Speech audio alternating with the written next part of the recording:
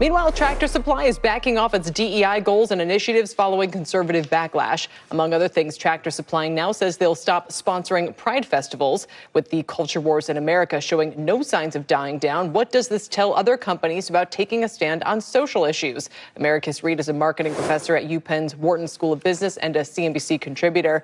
And Americus, it seems, as we indicated before, that it's really important for these companies to know thy customer.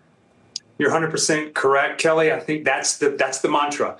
And if you're going to bill yourself as the country's largest rural lifestyle retailer, then you better know a little bit about what that rural lifestyle actually means. So in some senses here, you have to be able to craft a position around ideological viewpoints that are consistent with your customers. And if you're not able to do that, it looks quite bad if you have to backtrack and kind of pull away from those positions, because it's called taking a stand for a reason. And so this is not a good look. I wonder if a company that has made, let us say broadly, DEI or inclusivity a part of its persona, its DNA from the early days of the founding of the company, gets maybe with some customers a pass compared with a company that comes to that particular party later. Am I onto something there?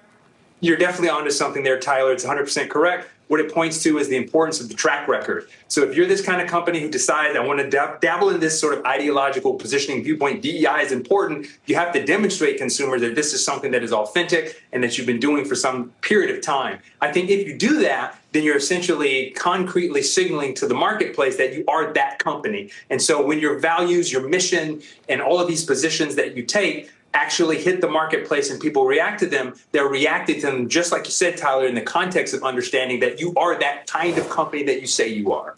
Do you think, Americus, that companies are backing away from, fighting in the culture wars? I've heard a lot of people say when it comes to the election, for instance, they're telling their employees they're not going to take a stand. Yeah, it's an interesting question, Kelly. I think that the decision calculus has to be one that is both moral and economic. And as I said earlier, and as you and Tyler were pointing to, if you know your customer, then you understand what you're able to do to be able to connect with their identity. This is all about identity. And so if you want to make an argument that you're synchronous with the values of your customer, then that's something that you understand and you're taking that risk. Some companies will say, I don't want to do this. I want to stay out of this because this is not at all related to my business making, revenue generating model. That's fine too. But the idea is, if you're going to dabble your toe in this sort of pool of ideological positioning, DEI, abortion rights, voting rights, all of these different things, then you better make sure that when you do it, basically you're all in, and that this is a position that you're going to be willing to lose customers with and live and or die by the sword. I may not have all of my facts correct here, but as I understand it, in the Tractor Supply case, the uproar, to the extent that there was an uproar, had to do with celebrating Pride Month. It was sparked, shall I say, by a former Hollywood director who has turned into a political activist.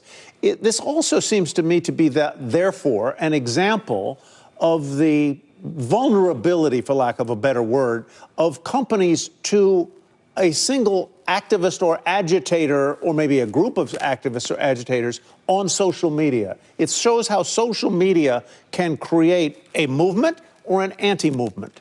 That's 100% correct, Tyler. You touch on something that's very critical here, and that's the power of the two-way communication that happens between consumers in real time and with brands when brands make decisions. And so the social media has amplified and accelerated this communication, and you're going to get moral outrage, and you're going to know about it very quickly in social media whenever you're making one of these particular positional stands or taking a stand in an issue like this. And so you have to make a decision if you're a brand, product, service, organization. Is that moral outrage rising to the level of a movement where I might actually lose more customers than I could gain on the basis of these ideological points of view? And that's the decision calculus that you basically have to do if you're going to be effective at this kind of thing. It's kind of an observation more than anything, Americus, but it seems as though the culture wars are resulting in different corporate structures for those who would identify as maybe blue or red, for lack of a better term. I mean, some are literally going to have DEI departments and some are not. And this is just manifesting in a way which I don't think the workplace has really had to grapple with in decades past.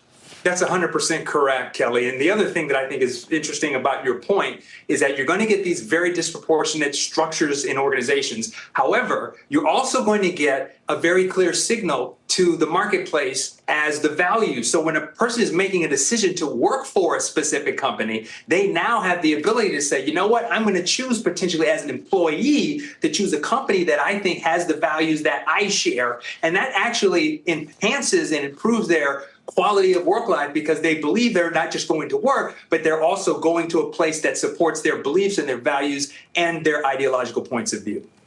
All right. Americus, thanks for joining us today. We appreciate it. Thanks a lot. Appreciate the opportunity. Stay on top of the latest in identity, marketing, branding, and pop culture by following Americus Read on social media or learn more at americusread.com.